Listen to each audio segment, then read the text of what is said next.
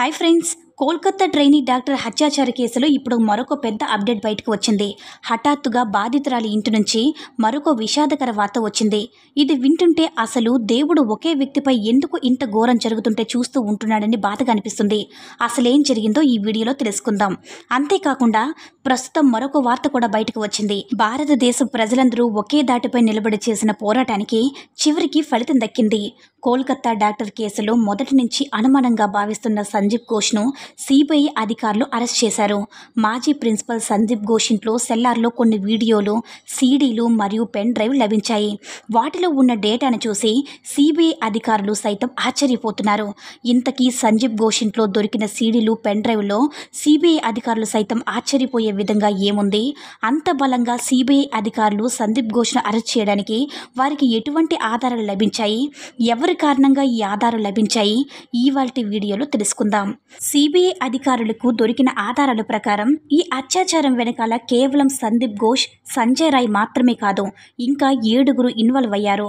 వారందరి గురించి ఇంకా వేగంగా సమాచారం లభించాలంటే ట్రైనీ డాక్టర్కు న్యాయం లభించే వరకు ఎట్టి పరిస్థితుల్లో కూడా ఈ వార్తను చల్లారనివ్వకూడదు.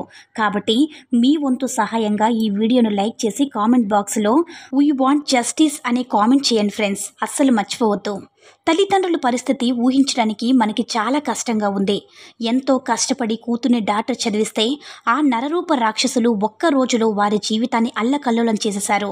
ట్రైనీ డాక్టర్ తండ్రి తన కూతురు డైరీలో ఉన్న విషయాన్ని సిబిఐకి చూపించి పెద్ద రహస్యాన్ని బయటపెట్టారు. నిజానికి ఆ తండ్రి ఆ రోజే మరణించారు. ట్రైనీ డాక్టర్ తండ్రి మీడియాతో మాట్లాడుతూ, "నా కూతురికి ఇలా జరిగిన రోజే నేను చనిపోయాను. నా హృదయం ముక్కలైపోయింది. భూమిపై నేను నరకాన్ని చూపించాను. అంత తప్పు నా కూతురు ఏం చేసిందని ప్రశ్నించాడు. ఇది విన్న ఎవరికైనా సరే రక్తం మరిగిపోతుంది. అందుకే ఇది జరిగి దాదాపుగా 20 రోజులు అవుతున్నప్పటికీ నిరసనలు కొనసాగుతూ ఉన్నాయి. ఆఖరికి న్యాయం గెలిచే సమయం దగ్గరలోనే ఉంది. సందీప్ ఘోష్ను పోలీసులు అరెస్ట్ చేశారు. ట్రైనీ డాక్టర్ రాసుకున్న డైరీలో హాస్పిటల్కి సంబంధించిన ఎన్నో రహస్యాలు ఉన్నాయి. అంతేకాకుండా అనుమానాస్పదంగా మధ్యలో పేజీ చిరిగిపోవడం సిబిఐ అధికారులకు మరింత అనుమానం వచ్చేలా చేసింది.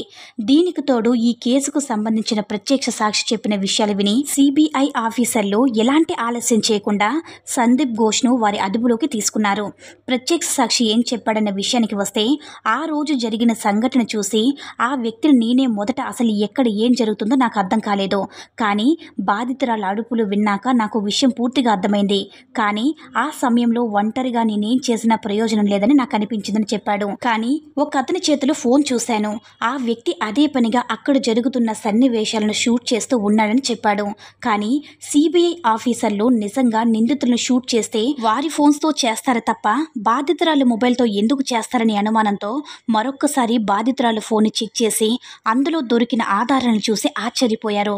నోట్ ప్యాడ్లో రాసుకున్న కొన్ని క్లూస్ ఆధారంగా సిబిఐ ఆఫీసర్లకి సందీప్ ఘోష్ పైన అనుమానం బలపడింది.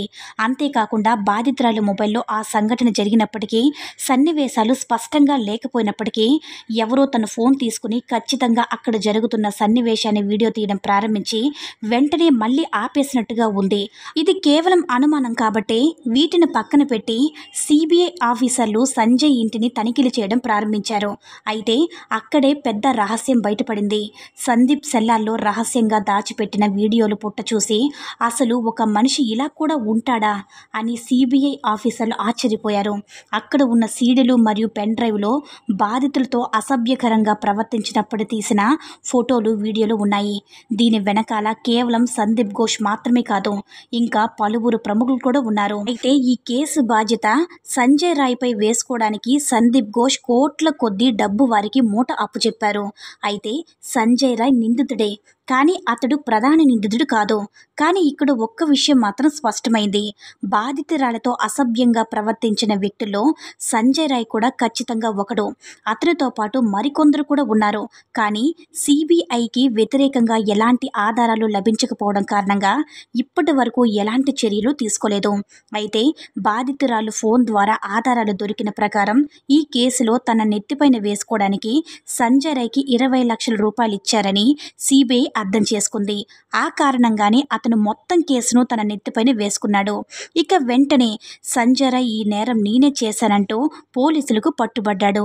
ఇలా చేస్తే తొందరగా ఈ కేసు ముగుస్తుంది అని వారి అసలైన ప్లాన్. అంతేకాకుండా సంజయ్ రాయ్కు రాజకీయంగా పలుకుబడి కూడా ఎక్కువగా ఉంది. దాని కారణంగా మహా అయితే కొన్ని సంవత్సరాలు జైలు శిక్ష అనుభవించి ఆ తర్వాత తనకు లభించిన డబ్బుతో ఆనందంగా బ్రతికేయొచ్చని సంజయ్ రాయ్ మొదట్లో ఈ తప్పును నేనే చేశానని అంగీకరించాడని సిబిఐ అధికారులు భావిస్తున్నారు. కానీ ఇక్కడ జరుగుతున్న పరిస్థితుల కారణంగా తన ప్రాణానికి ఖచ్చితంగా ఆపద ఉందని భావించిన సంజయ్ రాయ్ అందరి ముందు కూడా ఈ హత్య తనకు ఎలాంటి సంబంధం లేదని చెప్పేశాడు అన్న సంగతి కూడా మనందరికీ కూడా తెలిసిందే కదా.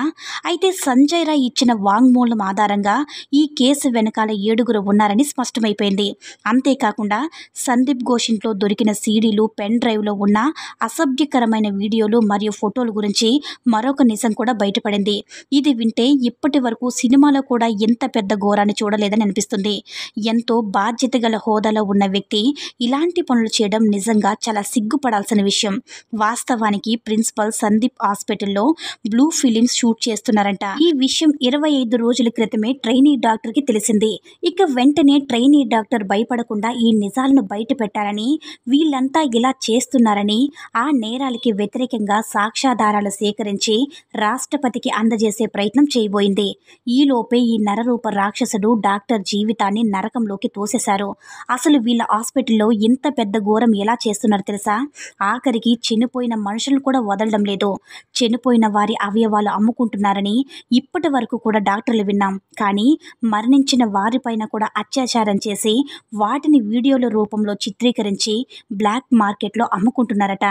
ఇక్కడ దౌర్భాగ్యకరమైన విషయం ఏమిటంటే బ్రతికి ఉన్న వారిపై చేసిన అత్యాచారాలకు సంబంధించిన వీడియోల కన్నా చనిపోయిన వారిపై ఉన్న అత్యాచారం చేసిన వీడియోలు 10 రెట్లు ఎక్కువ రేటుకి అమ్ముడుపోతున్నాయని ఇక్కడ లభించిన డేటా ద్వారా సిబిఐ అధికారులు తెలుసుకున్నారు. ఇది వింటుంటే ఈ లోకంలో ఎంతమంది నరరూప రాక్షసులు ఉన్నారో స్పష్టమవుతుంది. కానీ అన్యాయం ఎప్పుడు కూడా గెలవదు. ట్రైనీ డాక్టర్ తన ప్రాణాలు సైతం త్యాగం చేసి ఇంత పెద్ద కుట్రను బయటపెట్టింది. ఇప్పుడు దొరికిన సాక్ష్యాధారాల కారణంగా ఈ కేసు వెనకాల బడాబాబులు తలలు కూడా ఉన్నాయని స్పష్టమైంది. కాబట్టి మరోసారి ఈ కేసుకు సంబంధించిన అన్ని సాక్ష్యాధారాలను సిబిఐ పరిశీలించాలంటూ ఈ కేసుకు సంబంధించిన ప్రత్యక్ష సాక్షి మరియు బాధితురాలి తండ్రి కోరుకున్నారు. బాధితురాలి తండ్రి మరొక మాట కూడా చెప్పారు. బాధితురాలిపై అత్యాచారం జరిగిన సమయంలో బాధితురాల మొబైల్ నుంచి వాళ్ళ తల్లిదండ్రులకి కొన్ని మెసేజ్లు కూడా వెళ్ళాయి. అమ్మా, నేను బాగానే ఉన్నాను, తిన్నాను, ఇప్పుడు నేను విశ్రాంతి తీసుకుంటున్నాను, ఇప్పుడు నేను నిద్రపోతున్నాను, మళ్ళీ మాట్లాడతానని మెసేజ్ చేసిందంట. తనపై అత్యాచారం జరుగుతున్నప్పుడు ఇలా మెసేజ్ చేయడం అనుమానాస్పదంగా మాకు అప్పుడే తోచిందని అన్నారు. ఇలా ప్రస్తుతం నిందితులకు వ్యతిరేకంగా ఎన్నో సాక్ష్యాధారాలు ఒకదాని తర్వాత ఒకటి బయటకు వస్తున్నాయి. ఇన్వెస్టిగేషన్ ఇంత ఫైర్గా ముందుకు వెళ్ళడానికి ఆఫీసర్లు మాత్రమే కాదు, మీరంతా కూడా దానికి కారణమే. ఈ వార్తను చల్లారనివ్వకుండా ప్రతి ఒక్కరూ ఈ వార్తపై స్పందించడం కారణంగానే ఎవరూ ఈ వార్తను మర్చిపోలేరు. ట్రైనీ డాక్టర్కి పూర్తిగా న్యాయం జరిగేంత వరకు ఈ పోరాటాన్ని కొనసాగిద్దాం. మీరు కూడా మీ వంతు ప్రయత్నంగా కింద కామెంట్ బాక్స్లో "వీ వాంట్ జస్టిస్" అని కామెంట్ చేయండి ఫ్రెండ్స్.